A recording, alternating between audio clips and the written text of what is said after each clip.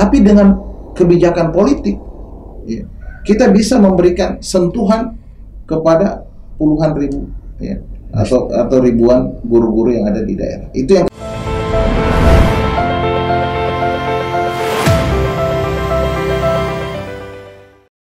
Assalamualaikum warahmatullahi wabarakatuh. Selamat datang kembali di PKS TV Sulsel dalam acara Podcast Talk. Nah, kali ini teman-teman semua, saya Sarwadika Sarbini bersama dengan sosok seorang ustadz dan seorang politisi, Masya Allah. Jadi dua nih, ustadz dan juga seorang politisi. Nah, ini yang akan menjadi pertanyaan saya yang begitu panjang dan mewakili banyak orang-orang yang memiliki keraguan tentang apakah ada tuh politik dalam Islam. Nah, maka orang yang langsung saya akan wawancara adalah orang yang menjadi praktisi dan terbukti. Alhamdulillah, beliau menjadi Wakil Ketua DPRD Provinsi Sulawesi Selatan. Beliau juga seorang pendiri pesantren, dan teman-teman ya mungkin tahu pesantren yang ada di Kota Maros, yakni Pesantren Darul Istiqomah. Nah, tanpa berlama-lama, mari kita ngobrol dengan Ustadz Muzain Arif, SPDI MPD. Assalamualaikum Ustadz. Assalamualaikum warahmatullahi wabarakatuh. Masya Allah, akhirnya Ustadz nih, saya bisa ngobrol langsung dengan Ustadz lewat wawancara seperti ini. Alhamdulillah. Biasanya agak ini Ustadz, kurang intens kalau ketemu di luar. Betul. Nah, akhirnya bisa nih. Nah, Ustadz, izin dong untuk bisa jelaskan kepada pemirsa, karena selama ini di masyarakat terutama yang awam itu masih belum bisa membedakan tentang politik itu sendiri, apakah ada dalam Islam atau tidak. Mungkin Ustadz bisa jelaskan dulu. Iya, jadi pertama saya bersyukur atas kesempatan yang Allah berikan ini untuk kita bisa berbincang, ya. Ini momentum yang sangat baik untuk kemudian kita bisa menyampaikan hal-hal positif ke masyarakat, terutama beberapa yang masih menjadi pertanyaan. Gimana sih orang itu terlibat dalam aktivitas politik, bertentangan nggak dengan Islam, ya kan? Atau apakah ada maslahat yang kita bisa, ya kan, berikan kepada masyarakat dalam kapasitas kita juga sebagai aktivis Islam, begitu. Saya ini orang yang terlahir dari komunitas santri, lahir di pondok pesantren. Orang tua saya pendiri pondok, jadi bukan saya yang dirikan, saya hanya pelanjut saja. Oh, Masya Allah. Orang tua saya yang kemudian mendirikan pesantren, mengasuh pondok pesantren. Dari kecil dalam pembinaan agama, kita itu selalu diajarkan arti kehidupan kita itu terletak pada seberapa banyak manfaat yang kita bisa berikan kepada masyarakat.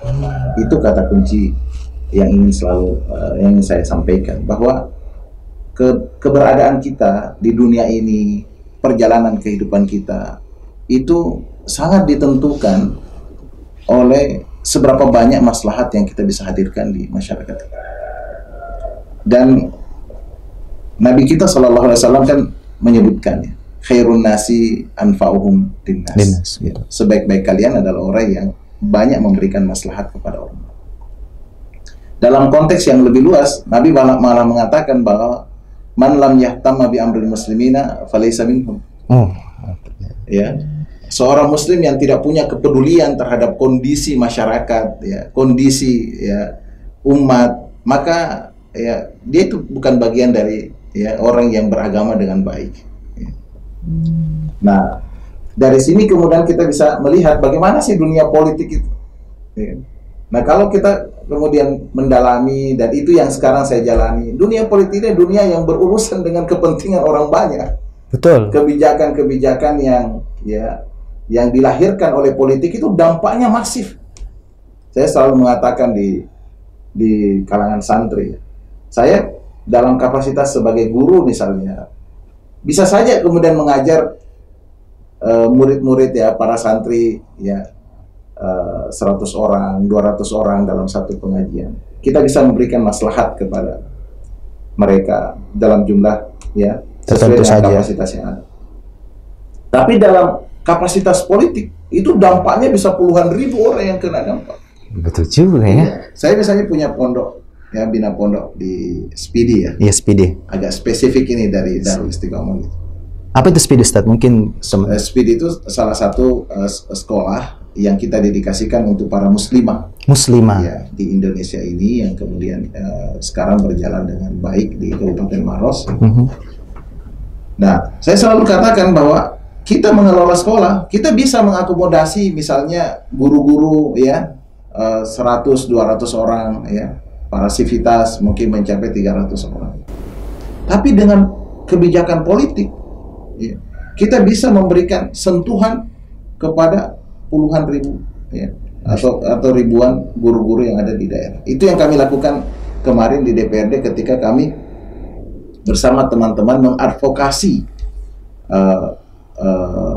program insentif untuk para guru-guru mengaji yang ada di pelosok. Masya Allah ya.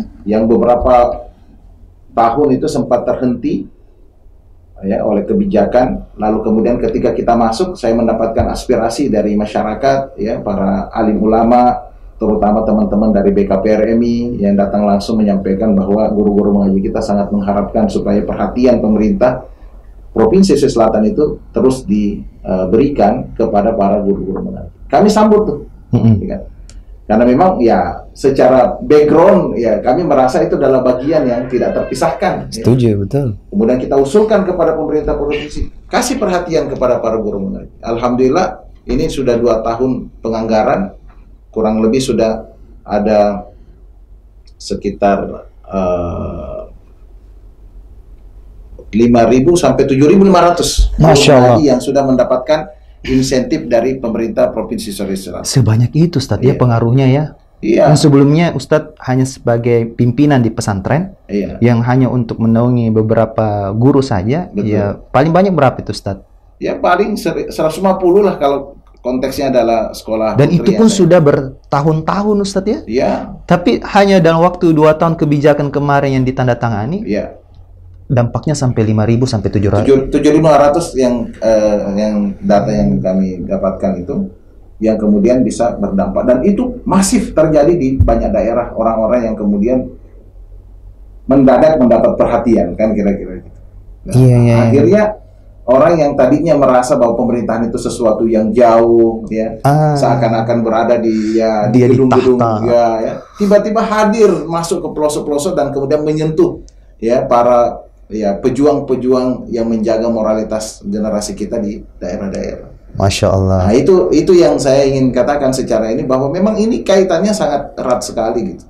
Saya kira sangat erat sekali antara perjuangan kita untuk hidupnya keberagamaan yang baik di masyarakat dengan ya kebijakan-kebijakan yang diambil oleh pemerintah, ya itu sesuatu yang sangat dekat sekali untuk kita ya padukan sehingga lebih cepat insya Allah ya kemaslahatan itu bisa tersebar di masyarakat. Iya. Jauh sebelum Ustadz terpilih, Ustadz ya, akhirnya bisa memberikan dampak buat banyak masyarakat. Tentu ada masalah internal terlebih dahulu yang harus dibereskan, seperti dari bagaimana kata orang-orang di pesantren, apalagi Ustadz sebagai pimpinan nih. Tentu misalnya para asatid yang lain melihat Ustadz yang terjun di dunia politik, itu bagaimana cara Ustadz bisa meyakinkan mereka. Nah, belum lagi dari keluarga. Ustadz berapa bersaudara? Saya 16 bersaudara. Satu-satunya apakah Ustadz yang jadi seorang politisi saat ini? Sampai saat ini saya satu-satunya yang ada di... Nah, rata-rata kan santri nih, semua saudara kita nih. Nah, itu bagaimana bisa meyakinkan mereka dan juga bagaimana supaya dapat support mereka.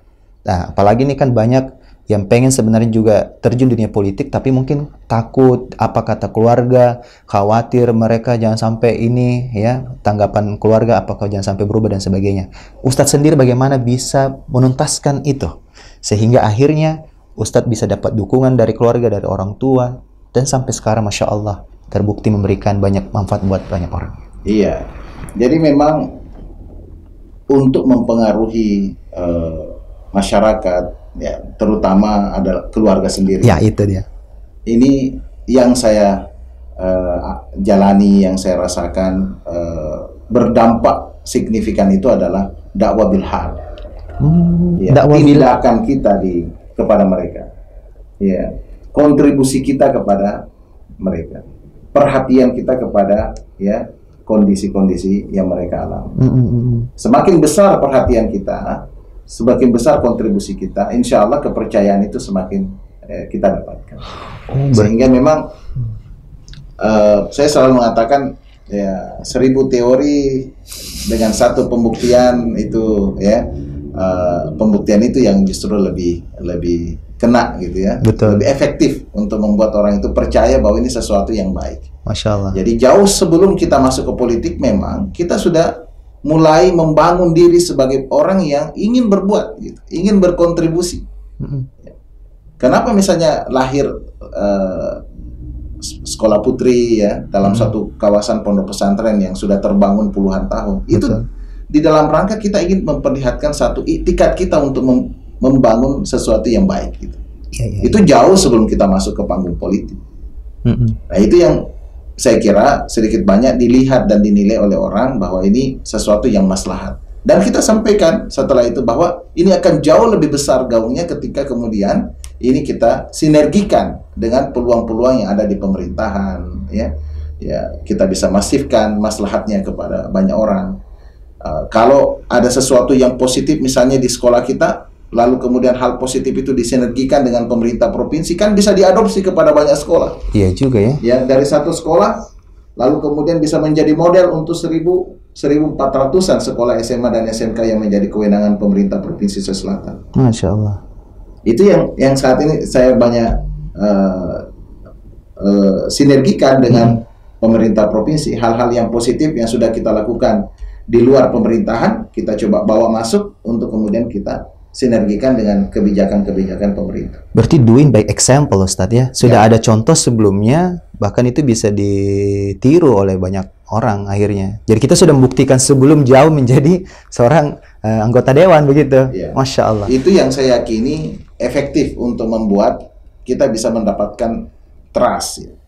Kepercayaan dari masyarakat, ya, terutama juga dari keluarga sendiri, untuk kemudian mereka akhirnya memberikan dukungan secara moral, ya, untuk kita tetap fight, ya, konsisten di dalam menjalankan misi-misi kebaikan kita di pemerintah. Baik, Ustadz, kan begini, politik dalam Islam, kembali lagi ke tema kita nih, bahwa apakah Nabi berpolitik, seberapa kuat politik Nabi sehingga itu diadopsi saat ini dalam demokrasi kita. Mungkin Ustadz bisa jelaskan nih, karena banyak orang juga yang masih belum mau ikut dalam pemilihan, Ustadz. Pengennya ya golput. Ini bagaimana meyakinkan orang-orang yang mau jadi kaum golput, golongan putih katanya. Jadi kita ini golongan hitam ya. Bagaimana Ustadz tanggapannya? Silakan. Ya, singkat saja. Kalau kita tidak berupaya untuk masuk, ya, pada gelanggang kekuasaan begitu, maka akan ada orang lain yang masuk ke sana. Iya. Akan ada orang lain yang berpikir dan berusaha masuk ke sana. Dan problemnya adalah dampak dari kebijakan itu akan dirasakan juga, dirasakan oleh seluruh umat. Dan yang golput apalagi ya, apalagi yang golput, karena tidak ada satupun orang di negara ini yang kemudian bisa terbebas dari, ya, pengaruh kekuasaan, ya, kebijakan-kebijakan pemerintah. Jadi saya tidak ingin terlalu mendalam pada persoalan landasan secara teologisnya, ya. Iya. Tapi saya cuma ingin memperlihatkan sebuah kondisi real di masyarakat kita. Iya. Bahwa dampak dari kebijakan pemerintah itu akan menimpa bukan hanya orang yang konsen terhadap politik, termasuk pada orang-orang yang apolitik. Sehingga, ya, pilihannya tinggal apakah kita kemudian ingin, ya, berjuang, berusaha, dan masuk menjadi bagian dari yang menentukan arah pembangunan kita di negara ini, atau kita menjadi, ya, objek dari kebijakan pemerintah. Objek ini bisa menjadi korban atau bisa menjadi, ya, apa gitu, Ustaz, ya. Jadi dua akhirnya. Ya. Di sisi lain, ya, kalau kita masuk dalam pemerintahan, itu berarti kita juga punya ruang untuk memberi warna terhadap, ya, arah dan pembangunan di daerah kita. Kita juga bisa mendorong alokasi sumber daya daerah kita kepada hal-hal yang kita nilai selama ini sebagai hal yang positif untuk kemaslahatan masyarakat kita. Gitu. Jadi saya kira hal-hal sederhana itu yang mungkin bisa dicerna oleh masyarakat kita sebagai hal yang positif untuk membuat kita ini, ayo, kalau kita selama ini merasa ada hal yang masih kurang, mendapatkan sentuhan dari negara, mendapatkan sentuhan dari daerah, ayo ambil bagian, masuk. Iya. Beri warna, ada ruangnya. tinggal kita membangun kebersamaan dengan lapisan masyarakat, memberi dukungan terhadap orang-orang yang dinilai baik, punya itikat, punya integritas, masuklah ya di dalam epicentrum kekuasaan yang menentukan arah pembangunan di daerah kita ini. Woi, luar biasa. Berarti ini tidak perlu pakai dalil sebenarnya Ustadz ya. Karena banyak diantara, kan kita juga terlalu akrab dengan para asatid juga Ustadz ya. Kan ada asatid yang memang kontra dengan dunia politik, memisahkan gitu ya. Bahkan saya pernah dapat ada tuh Ustadz, sebuah kitab namanya di Acenas, orang-orang Aceh. Di dalam kitab tersebut ada suatu kata-kata yang ini sebenarnya apa inilah yang menyebabkan orang itu memisahkan antara bisnis dan agama, dan memisahkan politik dengan agama. Nah, kata orang Belanda saat itu waktu memimpin, waktu menguasai penjajahan, di situ tertulis, wahai orang-orang, wahai para petinggi agama, baik itu ulama dan pendeta, urusan pasar urusan kami, ya. Tapi urusan rumah ibadah urusan kalian. Ini namanya dikotomi Ustadz ya. Nah, bagaimana menyikapi orang yang akhirnya ini melekat sekali Ustadz, dikotomi ini, sehingga mereka tidak mau betul kayak fanatik banget gitu ya, sampai tidak mau memasukkan politik itu dalam agama. Bahkan di masjid pun dilarang itu singgung-singgung yang masalah politik. Iya, itu bagian dari paham sekularisme yang begitu kencang dihembuskan oleh orang-orang yang tidak menginginkan agama ini memainkan peranan di dalam kehidupan berbangsa dan bernegara kita. Dan itu yang menurut kita keliru. Oleh karena sejak kita ini adalah masyarakat bangsa yang beragama sejak awal. Iya. Sejak diproklamirkan negara ini, itu sudah beragama. Karena itu kemudian para founding fathers sudah menetapkan ya, baik dalam Pancasila maupun dalam Undang-Undang Dasar 1945 itu tentang eksistensi agama dalam kehidupan berbangsa. Ya kan? Betul. Sila pertamanya sudah ketuhanan yang Maha Esa. Bahkan sebelum itu ada ini apa namanya, kayak semacam Piagam Jakarta itu Ustadz ya? Piagam Jakarta. Iya, sebelum jadi kewajiban untuk menjalankan syariat Islam bagi pemeluk-pemeluk. Iya, betul. Dan dalam undang-undang kan disebutkan bahwa tujuan bernegara itu adalah menghadirkan ya, bangsa yang beriman, bertakwa dan berakhlakul karimah. Itu kan semua bahasa agama. Ya. Artinya sejak dulu agama itu ditempatkan pada posisi yang mulia dalam kehidupan bernegara kita. Apapun itu, politik, bisnis, semua urusan kan. Nah, kalau orang mengatakan udah bisnis, politik. Sekarang pertanyaannya, apa politik tidak memberi dampak terhadap para pebisnis?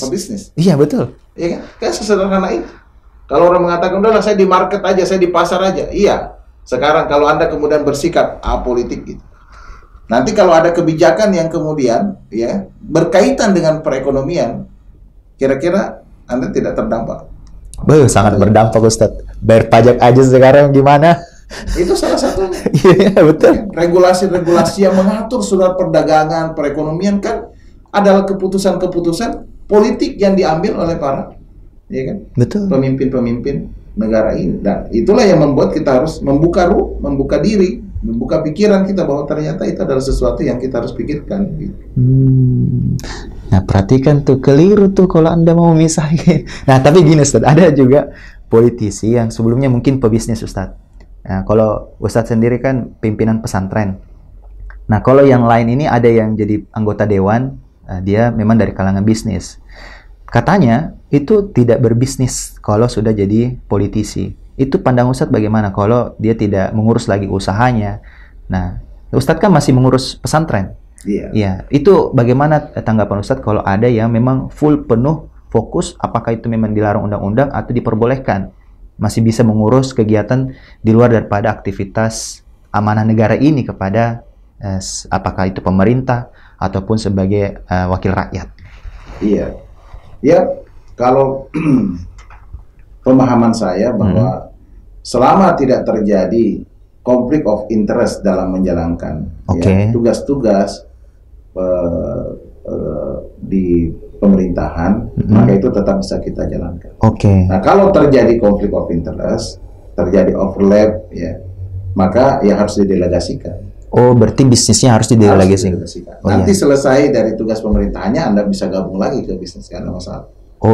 Nah dan itu juga nanti kaitannya kenapa berbisnis itu harus punya partner, berkolaborasi kan. Iya betul ya.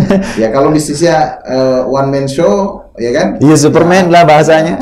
Nanti begitu Anda masuk ke politik, ya berarti bubar dong bisnisnya karena, ya kan?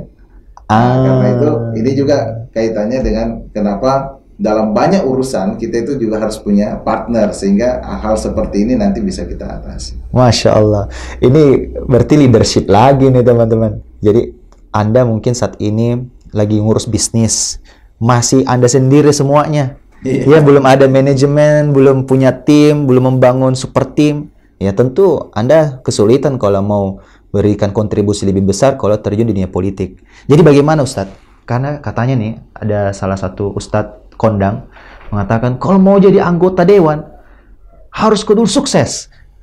Begitu bahasanya. Harus kaya dulu loh bahasanya. Supaya apa? Jangan sampai terjadi kok bukan lagi kata kok harus sukses. Ini malah bukan kok harus sukses tapi korupsi. Ya, silakan Ustaz. Itu situasi yang ideal.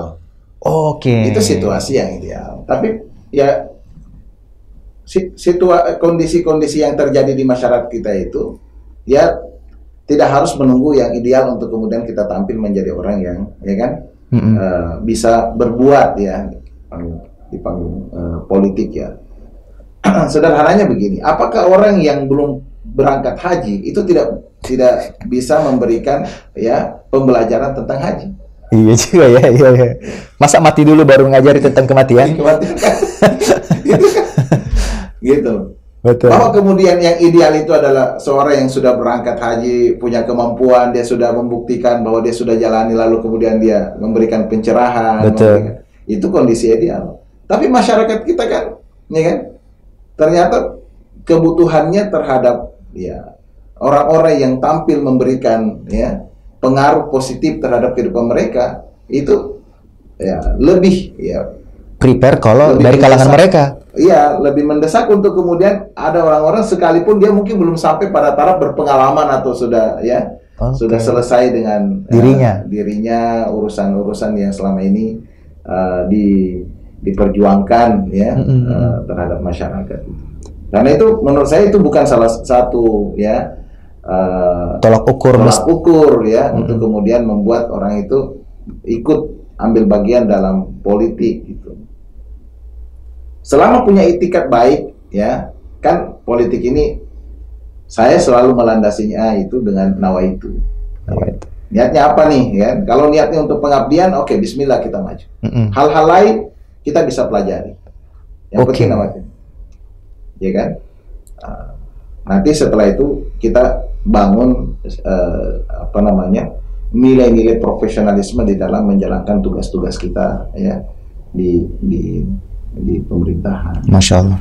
Berarti idealnya memang betul Ustadz ya. Kita harus sudah beres dulu pada diri sendiri.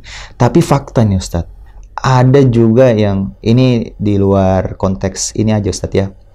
Sudah terpilih dari kalangan orang yang berada, tapi malah korup. Itu bagaimana Ustadz melihat banyak pejabat, apakah memang sistem yang memaksa terjadinya korupsi itu Ustadz, seperti tanda tangan kwitansi kosong atau bagaimana itu Ustadz? Itu bagaimana supaya memperbaiki, kan di kursi DPR inilah yang menentukan undang-undang supaya yang kayak gitu-gitu tidak terulang lagi. Ini yang banyak sekali terjadi walaupun sudah beres pada dirinya, tapi faktanya kok bisa juga dijerat sama KPK dan sebagainya. Mungkin Ustadz bisa memberikan wejangan apa gitu atau kebijakan apa? Ini pertanyaan agak lebih berat lagi nih, silakan Ustaz. Berat ini pertanyaan. Saya balik lagi pada basis moral seseorang sih. Oke. Jadi apapun ya backgroundnya, seberapapun kapasitas finansialnya, itu sekali lagi bukan tolak ukur orang itu apakah bisa konsisten amanah atau dia melakukan penyimpangan di dalam melaksanakan penyimpangan. Iya betul. Balik lagi basis moral, makanya sejak awal kita ya perlu melakukan ya self correction ya. self correction terhadap nawaitu kita di dalam melangkah masuk pada gelanggang politik ini. Sehingga orang yang berada sekalipun kalau ya secara moral ya tidak cukup confirm untuk kemudian ya menjalankan amanah dengan baik, bisa saja kemudian ya kan terjerumus. Sebaliknya juga begitu. Mungkin ada orang yang hidupnya pas-pasan. Iya, pas-pasan. Mungkin belum selesai dalam konteks ya kemandirian ekonomi untuk keluarganya. Tapi karena moralnya baik, ya kan, tujuannya memang untuk mengabdikan diri terhadap masyarakat, dia bisa berprestasi, dia bisa melaksanakan tugasnya dengan baik. Jadi saya kira di situ. Selebihnya politik ini kan dunia yang bising ya. Dunia yang bising ya. Banyak hal yang di luar dari perkiraan orang. Ya. Ekspektasi orang. Jadi hal-hal yang di luar dugaan ya bisa terjadi. Gitu. Kita bertemu tiba-tiba nih dipertemukan oleh berbagai figur dari berbagai kalangan ya, dengan berbagai kepentingan ya, dalam satu meja, ya kan? Itu ya semua bisa terjadi. Karena itu kita butuh sekali untuk terus melakukan penguatan secara moral supaya dalam kondisi seperti itu kita tetap bisa konsisten dengan nilai-nilai yang kita perjuangkan. Masya Allah. Iya. Ya, ikhtiar maksimal, berdoa kepada Allah ya. Betul. Dan yang paling penting juga selain kepada Allah Subhanahu Wa Taala, ya bangun penguatan moral bersama dengan keluarga, masyarakat, sehingga kita selalu dalam kondisi yang apa namanya on the track kita. Ustadz terpilih sekarang jadi wakil ketua DPRD. Nah, tapi ini kan banyak anggota-anggota yang tidak sefrekuensi. Nah, bagaimana caranya pada saat bermusyawarah begitu, pada saat misalnya ada kebijakan yang perlu dibuat atau ada undang-undang yang dibikin, itu bagaimana membuat musyawarah itu, atau apalagi mereka yang bikin undang-undang. Nah, kita sebagai misalnya partai yang saat ini menjadi partai oposisi, nah, itu bagaimana supaya dalam lobby terhadap teman-teman di kursi DPR yang banyak jumlahnya, ratusan orang. Betul Ustadz ya? Ada berapa ratus Ustadz? Di DPRD Sulawesi Selatan ada 85 anggota. Oh, 85 aja. Oke. Nah, 85 orang ini kepalanya kan beda-beda Ustadz. Betul. Ustadz sebagai wakil ketua DPRD itu bagaimana cara merangkul mereka, mengayomi mereka, karena kan mereka lah yang menentukan suara ini, ya suara rakyat ini mereka wakili sampai terbentuklah kebijakan. Mungkin Ustadz bisa berikan ilmunya kepada kita. Yang paling pertama sih memastikan dulu bahwa apa agenda perjuangan kita yang kita mau usung, yang kita mau perjuangkan di pemerintah. Pastikan dulu itu, ya kan? Pastikan dulu itu. Baru yang kedua, kita juga perlu memahami apa agenda-agenda yang orang lain juga ingin perjuangkan. Iya. Kalau itu sudah kita ketahui, pahami, maka tinggal mengkomunikasikan sehingga terjadi ya ruang di mana kepentingan-kepentingan ini bisa berjalan dengan baik. Ya kan? Kalau ada hal yang kita pandang pada pandangan orang ya mungkin tidak sejalan dengan apa yang kita ingin perjuangkan, kemampuan berkomunikasi untuk menggolkan kepentingan kita itulah yang kemudian menentukan bagaimana kepentingan ini bisa goal dan menjadi kebijakan, ya kan? Tanpa harus mencederai, ya kan? Oke, jadi memang ini ya ada polanya sendiri, Ustadz ya? Iya, dan itu ada dalam agama kita kan? Masya Allah, ya. Bahwa ternyata pengetahuan itu hanya basis awal saja untuk kemudian kita berjuang. Masih ada di atasnya. Pengetahuan cuma basis awal. Iya. Di atasnya? Ada yang disebut dalam bahasa Quran dengan al-hikmah. Masya Allah. Ya kan? Sesuatu yang lebih tinggi, lebih dalam dari sekedar berpengetahuan. Ya kan? Cakep. Ahli hikmah itu adalah orang yang mampu melihat perspektif lain dari apa yang ya kan, yang dia perjuangkan. Sehingga dia bisa lebih bijaksana melihat situasi. Dan kebijaksanaan itulah yang membuat dia bisa diterima oleh banyak kalangan. Makanya dalam Al-Quran kan dikatakan wa may yu'tal hikmah faqad utiya khairan katsira. Orang yang mampu membawa dirinya dengan hikmah tadi itu, ya kan, maka dia akan diberikan kebaikan yang banyak. Masya Dan Allah. akan menghasilkan kebaikan yang banyak karena tentu pola komunikasinya, cara dia mengakomodir orang, termasuk ya bagaimana dia memperjuangkan agenda-agendanya, itu menjadi sesuatu yang diterima oleh banyak kalangan tanpa harus ya mencederai satu sama lain. Itu apa landasannya, Ustadz? Maksudnya bagaimana cara memiliki kehidupan atau kepribadian yang penuh dengan hikmah itu, Ustadz? Karena mungkin ada orang yang maunya debat aja.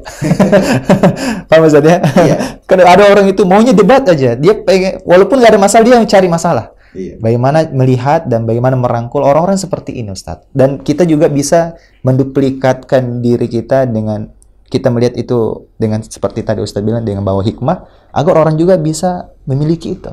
Iya.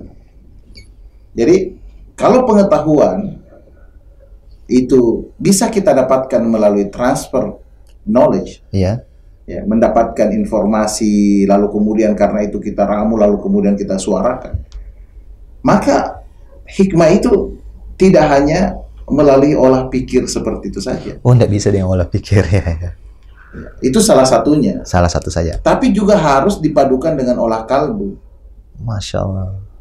Sehingga sensitivitas itu muncul, ya kan? Dalam bahasa agama itulah keimanan. Karena itu cara pandang kita terhadap satu persoalan itu menjadi lebih bijaksana. Karena sudah melibatkan ya kalbu kita untuk melihat itu ya. Karena itu kalau kita merujuk kepada basis teologis kita dalam Al-Qur'an kan, orang-orang yang kemudian disebut dengan ya cendekiawan yang memiliki ahli hikmah itu adalah orang-orang yang yatafakkaruna fi khalqis samawati wal ard. Oke. Ya. Rabbana ma khalaqta hadza batilan subhanaka Subhanallah. faqina adzabannar. Tapi juga sebelumnya wa yadhkurunallaha qiyaman wa qu'udan wa ala junubihim. Iya. Wah. Ya kan?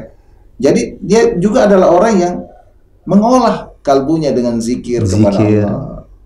Ya, dan karena itu nanti Allah mengilhamkan solusi atas persoalannya. Ya, sehingga dengan cara seperti itu dia bisa bertutur kata yang baik. Masya Allah. Ya, dan percayalah kalau sesuatu itu lahir ya dari hati yang baik, ya akan diterima juga ya oleh orang lain dengan hati yang baik. Masya Allah, tajam banget. Ustadz, seru ini Ustadz, seru. Ini seharusnya yang begini yang diedukasi ke masyarakat ya, karena banyak banget yang cuma pro kontra terus yang ditonjolkan tanpa solusi agar bagaimana kader-kader atau orang-orang yang terjun di dunia politik ini dia betul-betul lebih peka terhadap ini Ustadz yang tadi. Karena jangan sampai cuma pengetahuan pintar, tapi ternyata dari segi karakter atau segi moral yang Ustadz tadi sampaikan ini tidak dimiliki. Nah, di PKS, Ustadz, ini kita lebih dalam lagi nih, Ustadz. Ustadz sebelum PKS berarti belum pernah berpartai sebelumnya? Belum pernah, iya. Masya Allah, oke. Ustadz, mengapa memilih PKS? Iya, karena PKS ini yang kemudian mendidik ya para kader-kadernya dengan pendidikan yang komprehensif tadi, tidak hanya mengisi akalnya ya, tapi juga ya, memperkuat moralnya dengan pola hati yang baik, ya kan? Bahkan tidak hanya sampai di situ, ya. PKS juga ya, memberikan ruang untuk kemudian para kader-kader ini mengimplementasikan ya hal-hal tersebut jauh sebelum ya para kader-kader ini terlibat dalam politik ya praktis di pemerintahan. Ya. Jadi karena itu kita lihat banyak sekali program di PKS kan, yang membuat orang-orang itu bisa terbangun kapasitasnya gitu. Jadi secara pemikiran oke, ya kan, secara keimanan juga oke, ya kan, secara implementasi di lapangan juga oke. Makanya saya kira tidak ada partai yang lebih banyak bakti sosialnya dibanding PKS itu. Masya Allah. Ya kan? Tidak ada ya pembinaan spiritual yang lebih mantap, ya kan, lebih mendalam dibanding PKS, lebih intens ya. Itu tadi. Dan kemudian ya dalam unit pembinaan anggota kan, juga ada banyak sekali metode-metode yang memungkinkan pengembangan kapasitas kader secara intelektual itu terjadi gitu, ya kan. Nah saya kira hal-hal itu yang membuat partai ini menjadi sangat ideal untuk kemudian kita bergabung, terlibat, lalu kemudian kita bertumbuh bersama dengan banyak teman-teman yang lain yang punya orientasi yang sama, ya, bahwa hidup ini harus berarti, hidup ini harus bermanfaat, ya kan. Hidup ini akan sangat indah ketika kita diterima oleh masyarakat dan kita bisa menghasilkan maslahat kepada mereka. Betul. Dan itu semua bisa kita ya bangun dari sekarang, ya, sambil kemudian kita menanti kapan Allah mentakdirkan kita untuk masuk dalam kekuasaan dan ambil bagian di dalam pembangunan. Iya betul. Berarti yang bisa masuk PKS ini Ustaz tidak melulu mesti jadi politik praktisnya Ustaz ya. Maksudnya dia kan yang masuk PKS ini kan banyak anggota nih. Iya. Kan teman-teman mungkin bingung untuk memulai supaya belajar ilmu politik walaupun misalnya cuma simpatisan Ustaz, cuma sebagai anggota biasa misalnya. Ini bagaimana merangkul banyak masyarakat supaya mereka juga dapat pembinaan, supaya lebih dekat dengan Allah, lebih dapat ilmu agama juga. Ini kan banyak masyarakat yang ya mohon maaf jauh misalnya dari agama. Saya selalu bilang ke masyarakat begini, mau hidup lebih baik masuk PKS. Masya Allah, ini dia. Insya Allah kita lebih baik bersama PKS gitu.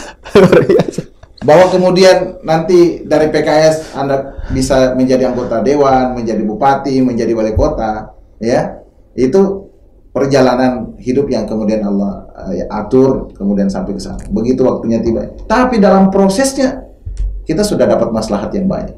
Betul. Ya. Saya mengalami itu. Ya. Saya masuk PKS jauh sejak masih kuliah kan. Tahun berapa itu Ustaz? Tahun 2000. Wis. Saya sudah bergabung dengan PKS tahun 2000. Jadi sudah 23 tahun saya di PKS. Saya menjadi anggota dewan kapan sih? Kan baru 4 tahun lalu. 4 tahun lalu. Wih, ya kan? Iya ya. Berarti 19 tahunnya apa? Belajar. Tumbuh, belajar dengan PKS. Luar biasa ya. Ternyata nggak semudah itu loh. Iya. Ustadz, berarti bahkan ini Ustadz, mungkin Ustadz bisa juga sharing nih. Waktu Ustadz pernah mencalonkan beberapa kali. Itu awalnya waktu mencalonkan tahun berapa Ustadz?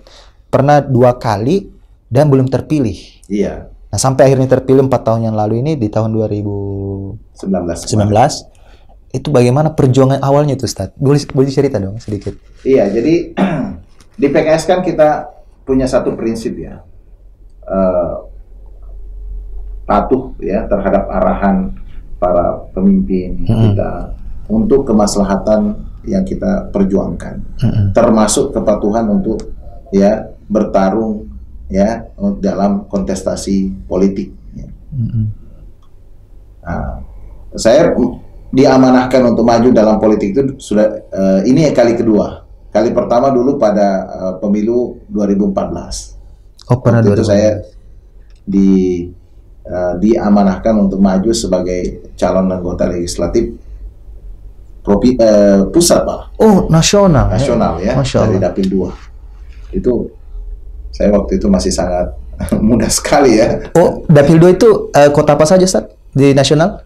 Dapil 2 Sulawesi Selatan itu 9 kabupaten kan. Wih, banyak juga ya. Dari Maros, Pangkep Baru, Parepare, Bone, Sopeng, Wajo, Sinjai, Bulukumba, ya. Itu dengar kita. Iya. Warga yang disebutkan tadi nih, ingat nih. Oh, ternyata dapilnya masuk di sana. Ya, terus Ustaz. Itu 2014. Oh, 2014. Tapi Allah belum takdirkan. Waktu itu saya menjadi peraih suara terbanyak kedua. Suara di partai atau partai. Oh, di partai. Oke. Sehingga yang terbanyak yang kemudian terpilih. Betul. Dan bagi kita ketika sudah berjuang dan hasilnya sudah ditetapkan ya kita terima. Ya kan? Karena bagaimanapun juga kita punya satu keyakinan belum tentu ya kan ketika itu kita kita dapatkan ya itu betul-betul menjadi kebaikan. Nah, karena itu ketika Allah mentakdirkan setelah kita berikhtiar ya sudah kita terima, kita ridho gitu. Betul. Ternyata hikmahnya adalah tahun 2019 saya diamanahkan lagi untuk maju dan kita kembali dengan prinsip yang sama. Selama itu adalah kemaslahatan, kita terima ya, untuk perbaikan begitu kita terima. Dan saya diamanahkan untuk provinsi, nggak lagi ke pusat, ya kan? Nah, di provinsi saya diamanahkan di Dapil 6 Sulawesi Selatan, meliputi Maros, Pangkep, Baru, dan Parepare. 4 aja ini Ustaz ya? Aja. Dan ya alhamdulillah ya Allah berikan iya betul, amanah saat ini. Amanah untuk kemudian bisa mengemban suara terbanyak ya, internal PKS Sulsel. Masya Allah. Ustadz, apakah bakal maju nih ke tingkat lebih tinggi? Kan sempat belum berhasil kan, belum terpilih waktu nasional. Iya. 2024 ini kemana nih Ustadz? Supaya langsung ditahu nih oleh masyarakat. Iya. Kalau masih mau 2 periode, diberitahu. Kalau ternyata mau lanjut, atau naik ke atas lagi, silakan Ustaz. Sebenarnya sebagai kader partai kita siap aja ditempatkan di mana saja kan. Masya Allah. Karena kan itu bagian dari komitmen kita sejak awal ya. Yang mana yang dipandang maslahat gitu. Namun saya sudah dapat bocoran dari pimpinan bahwa kembali diminta untuk berjuang ya di tingkat provinsi. Provinsi, Masya Allah. Barakallah Ustaz. Ya, amin. Doakan aja mudah-mudahan semuanya berjalan dengan lancar dan Allah berikan kekuatan sehingga amanah-amanah ini bisa kita tunaikan dengan baik. Luar biasa. Masya Allah, tidak terasa ini sudah hampir sejam ya kita ngobrol. Ustadz mungkin bisa kasih apa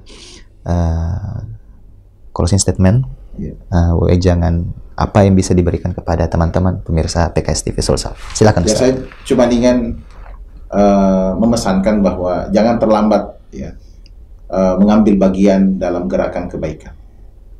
Dan bagi teman-teman orang baik yang ada di Sulawesi Selatan, ada satu kata hikmah yang selalu saya ingat ya. Saya lupa juga di mana saya baca itu. Saya mengatakan jangan bosan menjadi orang baik. Jangan bosan menjadi orang baik. Dan memikirkan hal-hal yang bisa kita lakukan untuk kemaslahatan masyarakat bangsa. Insya Allah hidup kita akan bermakna ketika semuanya dilandasi dengan niat yang baik. Kemudian kalau dalam perspektif ya pertarungan politik, ada motivasi yang baik juga untuk selalu kita ingat. Kalau orang lain bisa, maka pasti kita juga bisa, insya Allah. Ya kan, sama-sama manusia, betul. Ya, kita juga sama-sama manusia. Karena itu jangan pernah patah semangat ya untuk berjuang ya, mengambil kesempatan untuk bisa hadir sebagai figur yang bisa berpengaruh di masyarakat dan pada gilirannya nanti ya bisa menebarkan kebaikan yang lebih banyak.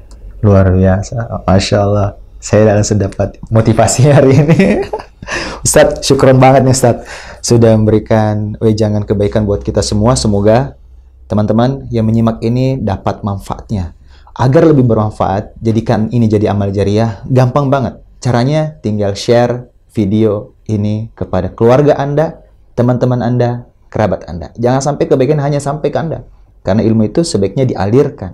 Ya, supaya apa? Kita juga bisa mendapatkan cipratan pahalanya tanpa batas. Semoga kita bisa berjumpa lagi di podcast PKS TV Sulsel berikutnya. Saya Salman Kasarbini mengucapkan terima kasih.